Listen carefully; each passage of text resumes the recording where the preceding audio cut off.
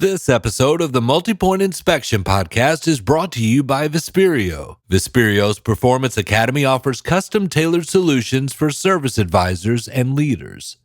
With all the technological advancements in AI that seem to be coming online daily, so have the discussions concerning how we as humans will fit into this brave new world of ones and zeros.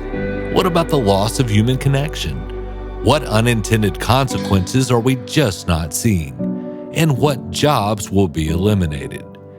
And while these are all legitimate concerns, the fact remains that AI is here. And it is also true that in this moment, we can use these new technologies to our advantage in order to create better experiences for our fellow humans, especially in our fixed ops departments. And to quote a lyric from an Andrew Bird song, "Don't let the human factor fail to be a factor."